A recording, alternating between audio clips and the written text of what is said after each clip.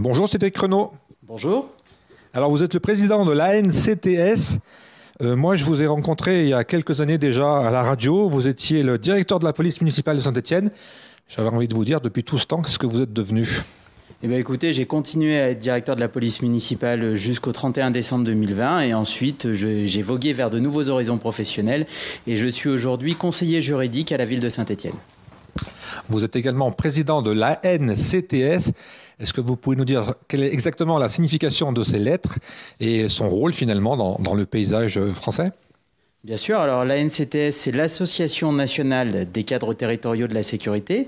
Elle a été fondée en janvier 2015 suite aux attentats de Charlie. Elle a un objet assez simple, c'est de réunir et représenter tous les agents qui, au sein de l'ensemble des collectivités territoriales, qu'il s'agisse de mairies, de départements, de régions, exercent soit des fonctions d'encadrement, soit des fonctions d'expertise dans 3 domaines particuliers, la sécurité publique, la sécurité civile et la prévention de la délinquance et de la radicalisation. Alors, on va bien entendu parler de sécurité, mais on est là surtout pour un événement qui aura lieu à Saint-Étienne le 23 septembre au Centre des Congrès de Saint-Étienne. Est-ce que vous pouvez nous parler de cet événement et nous donner exactement le programme et puis qu'est-ce qu'on va pouvoir retrouver ? Est-ce que c'est un rendez-vous qui est ouvert à toute la population ? Comment ça se passe ? C'est un événement qui est ouvert à tous. Il s'agit des rendez-vous de Saint-Étienne. C'est un rendez-vous qui est destiné à prendre le temps de réfléchir et d'échanger sur les principaux sujets, parce qu'il est vrai que nous sommes sur des métiers qui sont souvent soumis à l'urgence, qui sont souvent soumis à une certaine pression. Et les rendez-vous de Saint-Étienne ont pour objectif de consacrer un temps à l'étude de certains points particuliers, à l'échange entre professionnels et avec la population dans un cadre, ma foi, sympathique, qui est celui du Centre des Congrès à Saint-Étienne. La question suivante est toute simple. Quel est le programme ? Alors, le programme est composé de 2 conférences.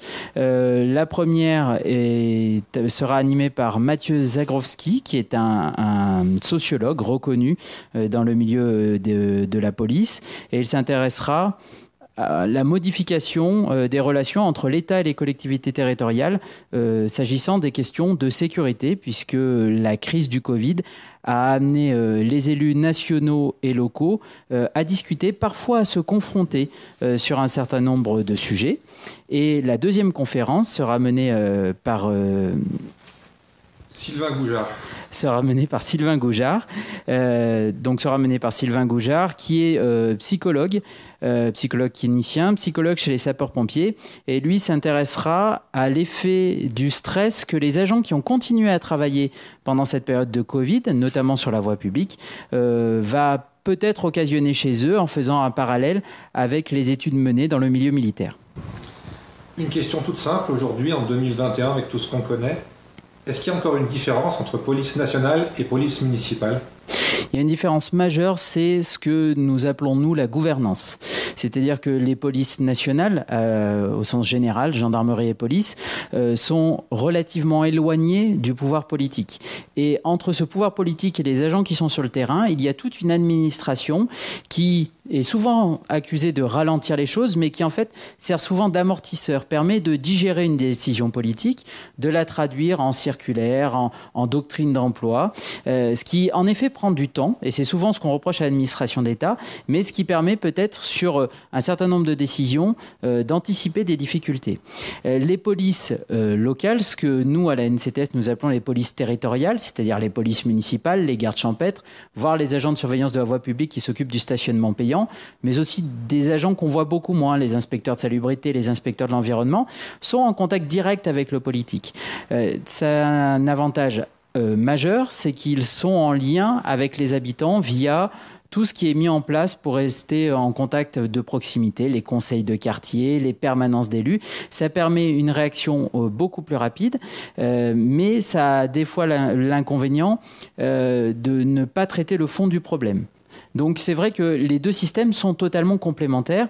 Les habitants ont besoin d'avoir confiance dans leurs forces de sécurité et les élus locaux jouent ce rôle-là de média entre les forces de sécurité territoriales, police municipale notamment, et les habitants. en expliquant, en donnant l'impulsion et en faisant des fois des retours aussi. Et les forces de sécurité étatiques arrivent à se détacher du local pour s'occuper de problèmes plus transversaux, qui demandent peut-être plus de moyens, qui demandent peut-être plus de temps et qui sont moins soumis à l'instant. Les trafics de stupéfiants, par exemple, demandent souvent des investigations qui sont longues. Vous avez été directeur de la police municipale de Saint-Étienne. Est-ce que j'ai envie de vous dire, est-ce que c'est finalement on n'est pas confronté aussi tous les jours un peu à la politique aussi? La sécurité, c'est de la politique. La politique au sens premier du terme, la gestion des affaires publiques, les affaires de la cité. Et la politique est aussi une manière de traiter la sécurité. Et il est intéressant au niveau local de voir de quelle manière un homme politique, dépositaire du suffrage universel, arrive à prendre en compte ces problèmes de sécurité et à les traiter. Moi, je trouve ça très intéressant au quotidien, je trouve ça très intéressant opérationnellement et ça apporte une réelle plus-value. Est-ce que le fait d'être dans une période de Covid qui, on l'espère, ne va pas durer pendant des années, est-ce que ça a changé votre façon de travailler ? Ah oui, tout à fait, parce que le Covid est un virus est une menace ou en tout cas un sujet très particulier. C'est pas quelque chose qu'on peut toucher, c'est pas quelque chose qu'on peut éviter. C'est une menace générale. Et c'est vrai qu'il y a à la fois un aspect service public, c'est-à-dire qu'il faut qu'on continue à accomplir ce service au service des gens, assurer la sécurité sur la voie publique. Mais il faut aussi gérer en termes de management cette inquiétude des agents face à une menace qu'on a vue dans les films. Mais à part la grippe et quelques virus éloignés dont on a entendu parler en Afrique, c'est la vraie première menace médicale qui peut toucher tout le monde, indépendamment de ses pratiques, de son milieu social et de ses activités. Et cette double gestion change beaucoup notre point de vue, nous a amené à nous poser un certain nombre de questions sur qu'est-ce qu'on fait, comment on le fait, avec qui on le fait. Et cette réflexion, elle a été menée à tous les niveaux administratifs. Ça a été vrai au niveau des agents, au niveau des élus locaux, au niveau des forces de sécurité nationales que sont la police et la gendarmerie nationale et au niveau du gouvernement. Donc c'est vrai que ça a énormément changé à la fois notre point de vue et ça impactera, je pense, de manière durable nos manières de travailler. Alors du pass sanitaire, comment vous expliquez qu'on n'a pas imposé à toutes les forces de l'ordre d'être vaccinées ? C'est une curiosité quand même, moi je trouve, pour un citoyen.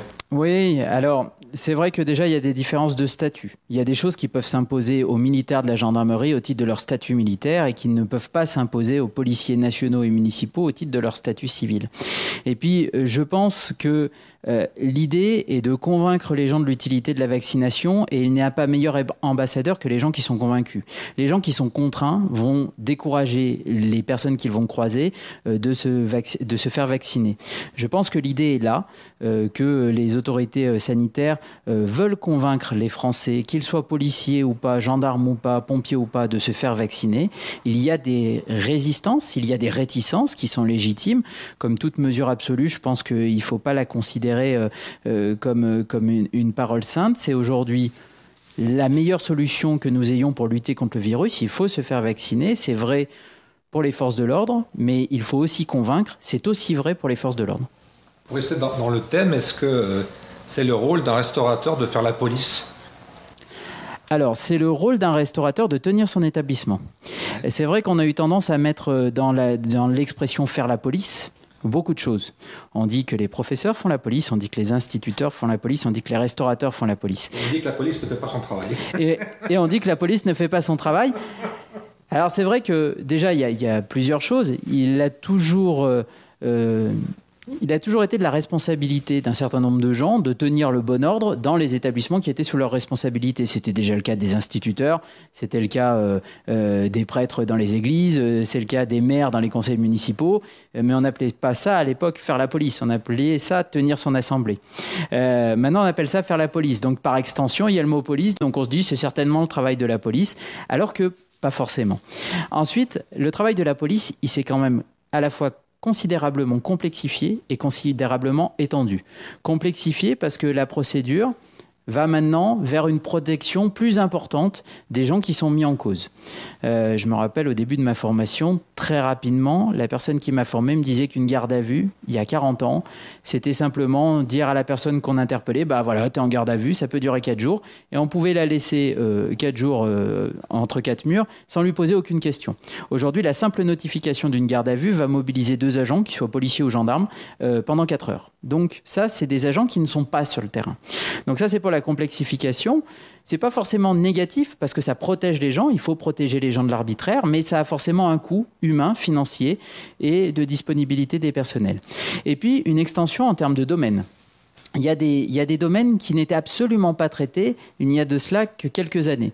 La cybermenace, par exemple, qui mobilise beaucoup d'agents et qui nécessite des investigations extrêmement compliquées.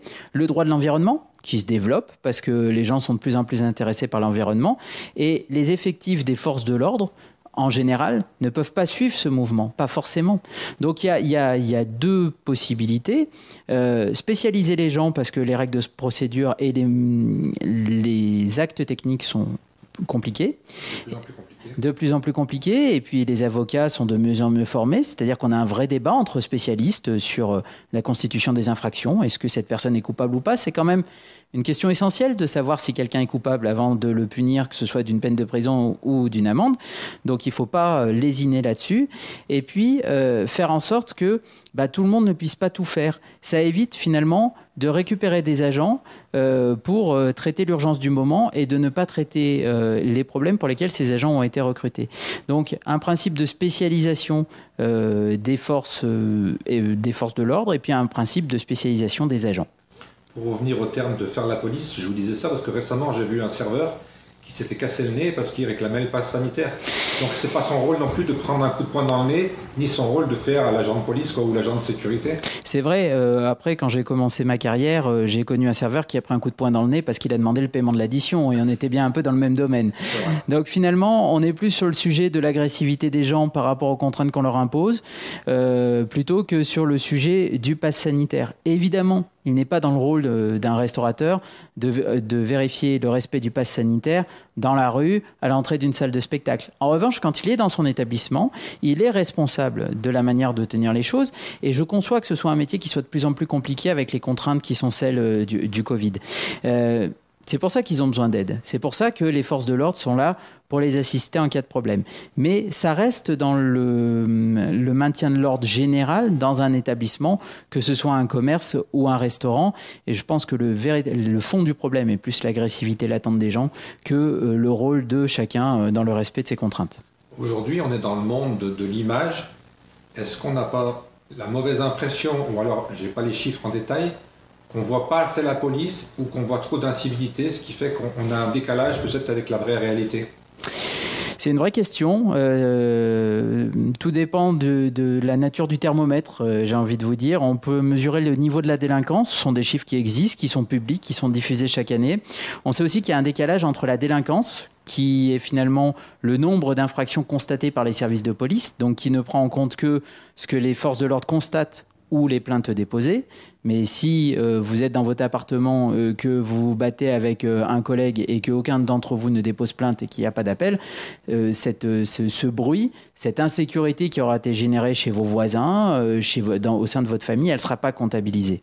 Je pense que l'exigence des gens vis-à-vis des forces de police, elle a aussi augmenté. Et la spécialisation des agents aussi. Donc on a en effet une espèce de petite zone grise qui est au-delà de ce que les gens peuvent régler tout seuls. Mais qui n'est pas encore immédiatement accessible aux forces de l'ordre. On a ça pour les nuisances sonores, on a ça en effet pour les dépôts de déchets sur la voie publique, on a ça pour les respects de propriété, où aujourd'hui on s'aperçoit que des choses qui se réglaient de manière peut-être, on va dire, pas parfaite, mais qui se réglait de gré à gré, entre à l'amiable, où on allait discuter avec son voisin. C'est le même problème que la personne qui met son poing dans la tête du serveur. Et ben aujourd'hui, on a plus recours aux forces de l'ordre, peut-être aussi parce qu'il y a une judiciarisation de plus en plus importante. On est encore très très loin du monde anglo-saxon, mais on a une judiciarisation de plus en plus importante et où les gens commencent à être conscients et soucieux de leurs responsabilités et des conséquences de leurs actes, et ils préfèrent qu'il y ait un témoin neutre que sont les forces de l'ordre et ils les appellent plus régulièrement. Alors, je vais mettre les pieds dans le plat, mais est-ce qu'on n'a pas un problème d'ethnie aussi? Parce que quand vous parlez de voisinage, vous parlez de bruit. Avant, quand on parlait de bruit à quelqu'un, ça se réglait à l'amiable. Aujourd'hui, quand on dit à quelqu'un il y a un problème, on est tout de suite, on rentre dans une catégorie qui s'appelle le racisme. Et on ne peut plus parler avec les gens. Alors de mon point de vue, le racisme est un prétexte. C'est-à-dire qu'on n'a pas de problème d'ethnie, on a des problèmes sociaux, on a des problèmes de qualité d'habitat. C'est vrai que l'habitat qui a été construit dans les années 60-70, qui a été construit avec les normes du moment, avec les matériaux du moment et à une vitesse qu'on a voulu élever pour héberger tout le monde, ils ne sont peut-être pas dans les standards qu'on applique aujourd'hui, notamment en termes de confort acoustique.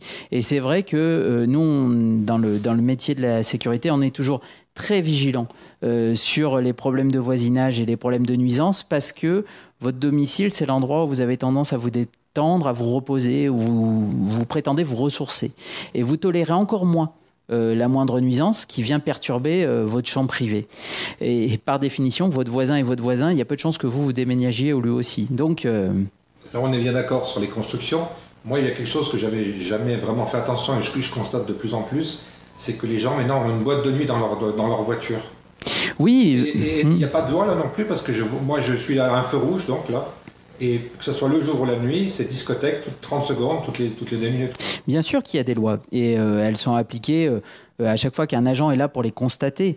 Mais c'est vrai qu'on ne peut pas être dans la société de la dénonciation permanente. C'est-à-dire que si le législateur a mis cette limite en disant ce type d'infraction, les nuisances sonores doivent être constatées par les agents, c'est bien parce que on ne peut pas être dans une verbalisation systématique. Non, mais il y a un dialogue avant la verbalisation, je pense. Bien sûr, mais vous me posiez la question de l'infraction, la réponse est oui. Est-ce qu'elle peut être constatée et verbalisée? La réponse est oui, mais il faut qu'il y ait un agent qui la constate. Et je pense que dans notre société, on veut éviter en fait que le voisin dénonce son voisin, ça nous rappelle à tous de mauvais souvenirs, et que donc on préfère prendre les agents des forces de l'ordre en disant quand vous le constatez, vous verbalisez. Maintenant, les sociétés sont les forces de l'ordre sont à l'image de la société. Il ne faut pas en demander plus aux forces de l'ordre qu'on en demande aux citoyens lambda, toute proportion gardée bien évidemment, chacun son métier. Et cette exigence, si on veut l'appliquer aux autres, il faut se l'appliquer à soi-même en général, et on s'aperçoit que souvent les cordonniers sont les plus mal chaussés et que quand on a quelqu'un qui est prompt à mettre le doigt sur un certain nombre de choses, il n'est pas forcément des plus rigoureux sur un certain nombre d'autres sujets. C'est toujours extrêmement compliqué. Le paradoxe de ce monde actuel finalement, c'est que quelqu'un qui est bien garé à son parking mais qui malheureusement est arrivé 5 minutes plus tard que son ticket prend une amende, et quelqu'un qui vous dérange constamment par son incivilité, on ne lui dit rien. Alors, je ne dirais pas qu'on lui dit rien. Non, je ne dirais pas qu'on lui dit rien parce que les lois, elles ne sont jamais faites pour les gens qui respectent les règles. Elles sont toujours faites pour les gens qui ne les respectent pas. Si tout le monde respectait les règles de vie en société, on n'aurait pas besoin de loi, on n'aurait pas besoin de police. Malheureusement, quel que soit mon métier aujourd'hui, il y aura toujours besoin de forces de l'ordre parce qu'il y aura toujours des gens qui franchiront la ligne. Et ce n'est pas parce qu'ils ne sont pas réprimandés, verbalisés à un moment T où vous constatez qu'en effet ils enfreignent ces règles, qu'ils ne le seront pas à jour parce que quelqu'un qui prend l'habitude d'enfreindre les règles, il continuera à le faire et il finira par se prendre les pieds dans le tapis. Notre travail, à nous en général, les forces de l'ordre et les cadres de la sécurité, c'est de faire en sorte que on n'arrive pas à des conséquences trop importantes. Et c'est toujours extrêmement compliqué parce que on commence souvent par des petites infractions qu'on peut verbaliser, mais qui sont souvent minimes. Et si on n'intervient pas dans une montée en puissance, on va aboutir à des infractions qui seront beaucoup plus graves. Il faut qu'on trouve le bon moment avec la justice. Le chaînon de la justice, c'est indispensable pour arrêter une montée en puissance de manière suffisamment nette pour que ce soit efficace, de manière suffisamment précoce pour que ça n'ait pas de conséquences, mais de manière suffisamment tardive pour que justement on ait cette efficacité dans l'action de la justice. Et c'est là que c'est très compliqué. Juste pour conclure sur ce sujet, on a parlé de politique, on a parlé d'incivilité. Est-ce que vous n'avez pas la sensation un petit peu quand même, moi quand je discute avec beaucoup de gens, que incivilité et les extrêmes qui montent, c'est un peu lié aussi ? Peut-être que la montée en puissance des extrêmes est quelque part la manifestation d'un certain ras-le-bol, d'incivilité. Mais encore une fois, dans toute outrance, il y a un manque d'efficacité. Quelqu'un qui prétend avoir la solution à un problème, je m'en méfie toujours, moi à titre personnel. Ils sont rares en général. Ils ont tendance à se multiplier. Et à avoir une audience... On les voit à l'acte. On les voit à l'acte, effectivement, mais on a choisi d'être dans une république laïque, sociale, avec une volonté d'égalité des chances. On n'a pas choisi la facilité. Voilà. Je veux dire, des régimes autoritaires peuvent prétendre avoir la solution à tous les problèmes. Nous, on a choisi de vivre en société selon le respect d'un certain nombre de règles. C'est vrai que plus les domaines s'étendent, plus le nombre de règles est important. Mais je ne pense pas que chercher une solution qui convienne au plus grand nombre, certes, ça prend du temps, mais je ne pense pas que ce soit un reproche qu'on puisse faire aujourd'hui à la France. Je pense plutôt que ça nous honore au quotidien. Un sujet qui est brûlant aussi, on parle beaucoup de drogue en ce moment, on parle beaucoup de Marseille. Est-ce que finalement, là aussi, avec tous ces gouvernements qu'on a vus, on a l'impression qu'il se passe toujours la même chose? Est-ce qu'il y a des solutions miracles pour ce sujet de la drogue? Moi, j'étais un peu d'accord pour dire qu'il faut dépénaliser, mais si on dépénalise, on vendra autre chose, donc ça ne règle pas le problème. Comment vous voyez la solution, vous, et finalement, est-ce qu'il y a une solution? Ou alors, il faut faire presque, il faut être radical, il faut être comme dans les séries américaines, il faut aller brûler les champs de drogue? Alors, je pense qu'il n'y a pas de solution miracle. Déjà, pour répondre à la première question de manière extrêmement claire sur la question du trafic de drogue. Et ensuite, je vous rejoins complètement. Le problème du trafic de stupéfiants, c'est l'argent facile qui coule à flot. Tant qu'un gamin de 13 ans gagnera 300 à 400 euros pour rester vissé sur une chaise en plastique à surveiller l'arrivée de la police, on aura toujours un problème. Il préférera toujours gagner ses 400 euros immédiatement plutôt qu'aller à l'école. Donc, le problème de la drogue, là encore, c'est le problème de l'argent. Et si on légalisait, si on dépénalisait, eh ben, je suis à peu près certain qu'une part des gens qui aujourd'hui vendent de la drogue feraient du business avec autre chose. Donc, il faut lutter contre la drogue, d'abord parce que c'est un fléau de santé publique, parce que le cannabis, ça détruit l'esprit, et parce qu'on ne peut pas compter sur la modération d'un certain nombre de nos concitoyens pour faire en sorte qu'ils se modèrent. Voilà. Ensuite, la lutte, encore une fois, elle passe par la répression, ça on est entièrement d'accord, mais pas une répression efficace, adaptée. La NCTS aujourd'hui porte l'idée qu'il faut peut-être revoir les premiers maillons de cette répression. Aujourd'hui, on est directement dans un délit, ce qui veut dire qu'on a automatiquement l'avis d'un magistrat. Peut-être que ce que pratiquent les douanes aujourd'hui, par exemple, qui est une forte amende immédiatement payable, peut-être que c'est une solution. C'est ce qui est un petit peu pratiqué par les amendes délictuelles de Gérald Darmanin. Il faudrait voir à grande échelle ce que ça donne. Mais encore une fois, ni nous, ni ceux qui prétendent y avoir réfléchi n'avons de solution miracle sur le trafic de drogue. C'est un travail de longue haleine, c'est un travail de terrain, c'est un travail de répression, c'est un travail d'éducation, c'est un travail de responsabilisation des familles, parce que si les mineurs ne sont pas dehors à 23h, il n'y a plus de chouf à l'entrée des points de deal. C'est un travail d'entretien de l'espace public, c'est un travail multiple, et plus c'est multiple, plus c'est long, plus c'est compliqué. Vous avez parlé en introduction de ces jeunes de 13 ans qui sont sur une chaise en plastique. Moi, j'ai envie de vous demander comment on fait pour les déloger. Il n'y a pas un moyen de les sortir de cette chaise? On peut les sortir de cette chaise. Il faut leur expliquer que l'avenir, il n'est pas dans la chaise en plastique, sauf s'ils veulent les fabriquer, mais c'est a priori pas ce sur quoi ils s'orientent. Le travail, c'est pour ça que je dis que la répression ne peut pas aller toute seule. Parce que la répression, elle va enlever peut-être un réseau, mais le trafic de drogue fonctionne comme le commerce. Si vous avez un lieu, si vous avez un stock, si vous avez de la marchandise, et si vous avez des clients, vous aurez toujours un vendeur qui en remplacera un autre. Donc il faut arriver à convaincre les gens qui sont dans ces réseaux que leur avenir, il ne sera pas dans le trafic de drogue, parce que cette activité, elle sera interrompue soit par de la prison, soit par une balle de Kalachnikov. Et aucun des deux ne présente de perspective intéressante, en tout cas quand on a 13 ans.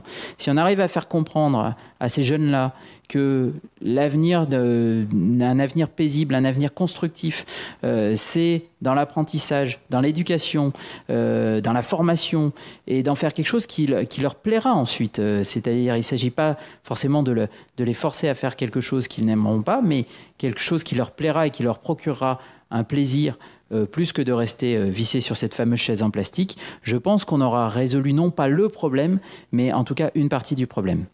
Pour conclure, on revient à cette journée du 23 septembre. Est-ce que vous pouvez nous redonner le programme et nous dire exactement à qui s'adresse finalement ce rendez-vous C'est la première fois à Saint-Étienne ou alors est-ce que c'est toutes les années? Comment ça se passe là aussi?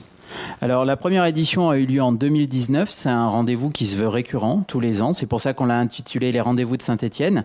En 2020, la crise nous a contraints à ne pas organiser l'événement puisque nous ne pouvions pas réunir de personnes au centre des congrès, et donc en 2021 c'est la deuxième édition. C'est une manifestation qui est ouverte à tous ceux qui s'intéressent aux questions de sécurité au sens large. Les inscriptions sont possibles sur notre site internet www.ancts.fr, www.ancts.fr, et il y aura donc 2 conférences. La première animée par Mathieu Zadrowski qui est sociologue, chercheur sur les questions de relations entre la police et la population, et qui interviendra sur ce que le Covid a modifié finalement des relations entre les collectivités territoriales, l'État et les habitants dans le ressenti de l'insécurité, par exemple, ou du contrôle ou des contrôles qui ont été effectués, et par Sylvain Goujon, qui est psychologue et qui lui s'intéressera plus aux effets du stress sur les agents qui ont continué à travailler pendant la crise du Covid et pendant les différents confinements, savoir si ce stress qui est finalement minime mais quotidien, de la peur de la contamination, des gestes barrières répétés, peut avoir des conséquences sur ces agents et comment y remédier. On a parlé de Mathieu Zadrowski. Il y a une heure précise ou alors il va y avoir plusieurs interventions? Comment ça se passe? Alors en fait, les portes sont ouvertes à 8h30. Il y a toute une partie salon avec une trentaine d'exposants spécialistes de la sécurité qui sont là pour présenter leurs produits, des équipements divers et variés qui concernent aussi bien les professionnels que les particuliers. Donc je vous invite à venir dès 8h30 au centre des congrès. Ensuite, il y a une première conférence en matinée, vers 10h30 environ. Nous partagerons ensemble un buffet qui vous sera gracieusement offert par la NCTS. Et il y aura la deuxième conférence dans l'après-midi. Et le salon reste ouvert durant la totalité de la journée. Est-ce que l'entrée est gratuite? Comment ça se passe? L'entrée n'est pas gratuite. C'est 20 € par personne pour prendre en charge les frais de déplacement des intervenants et la location des locaux. Il y aura évidemment la présentation du pass sanitaire qui sera obligatoire compte tenu du contexte.